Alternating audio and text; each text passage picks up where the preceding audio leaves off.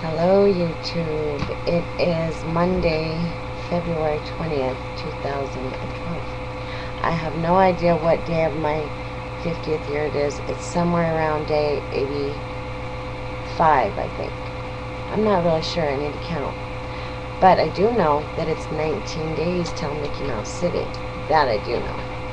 And I'm excited about that. And I don't know if I told you guys, but I am also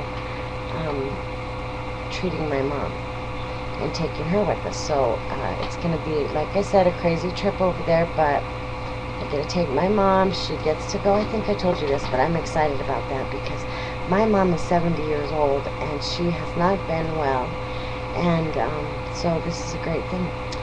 So anyway, I'm excited about that. I still haven't gotten all the arrangements made, and also another awesome, exciting thing. My granddaughter's father was, what do you call it, shipped out of the country, across the border. He was raised in New Mexico, and he came here illegal when he was about 5 years old or 6 years old with his mother. And he got in trouble with the law, and he, a few times actually. But I love this kid, and I know I don't want him with my daughter, but because she's done so good without him, and he is, I hope, doing well and getting his act together down there in Mexico. But anyway, he lives in Tijuana, and which is right over the border from San Diego. So we might even take an extra day, and I'll take my granddaughter over the border to see her dad. And she hasn't seen him. She doesn't remember. She only knows him from pictures, and he calls her a lot, and he sends her stuff. So she only knows him like that, which I know because that's how I was with my father till I was about 13. So anyway, that's an awesome thing that has transpired, because also where we're going to Disneyland, her uncle, her dad's brother, I think, actually, or something. Anyway, he actually works at Disneyland.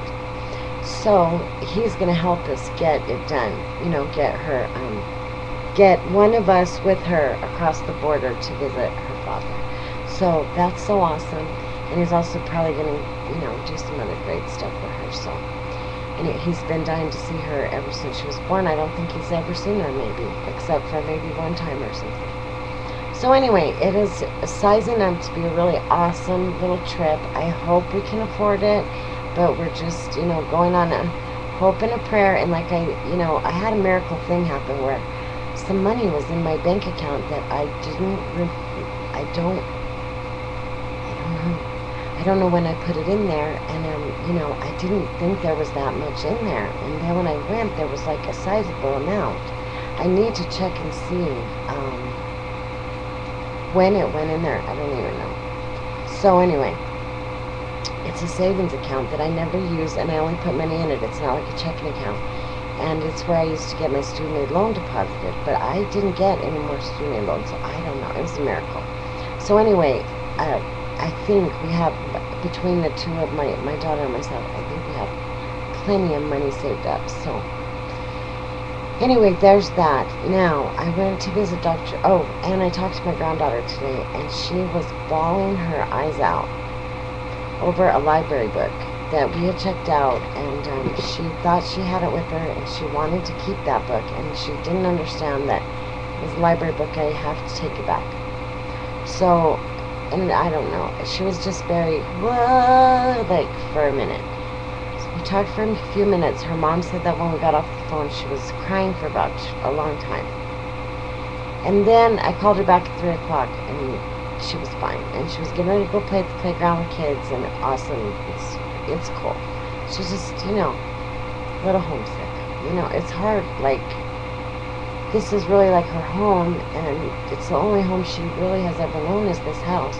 And she has such a routine here that she's just, too, And her mom has to work, so her mom's not there. She's with a new sitter and stuff. It's all just crazy, but it'll work out. And so anyway, went to see Dr. Pundla. Ugh. I'm not even sure I like this guy, but my husband liked him so well. But the thing was, is I was sick when I called 3 weeks ago to get help. And I have things, like I have this rotator cuff thing, and I have, you know, a lot of things, like I ended up having to get blood pressure medication, a lot of things that are going on. And so I needed to see, I have to get a doctor. I mean, obviously I'm like 50, I need a doctor. But the guy was just like dense when I tell him I haven't had a doctor for years, you know. And I've been being seen by nurse practitioners and stuff, and which I love my nurse practitioners, but hey, when it's something big, I need a doctor. That's what a doctor's for, right? And so some stuff has gotten, like, by the practitioner. Like, one time she told me that I was having gas for days, and I ended up in the hospital with the freaking blockage, you know? I'm like, I know when I have gas. I do. I know. That wasn't gas. I almost could have died. So anyways, and that was right like 2 years ago. And that's the last time I've been to the doctor. I do not have insurance until just this last month. My husband finally got my insurance. But, you know, so he was asking me all these ridiculous questions, and then keeps going back to, well, why haven't you been taking your blood pressure medication? Well, Dr. Pundla, I told you about 100 times already, I don't have a doctor. You have to have a doctor to get your medication. You know what I'm saying? Duh, where am I supposed to? I didn't just have a giant stash of freaking lisinopril laying around. Which I did, actually. I did have a big stash, but, you know, I actually, you know, wasn't even taking it because I'd been taking my blood pressure and it was fine. So, I don't know. But anyway, this last weekend, who knows?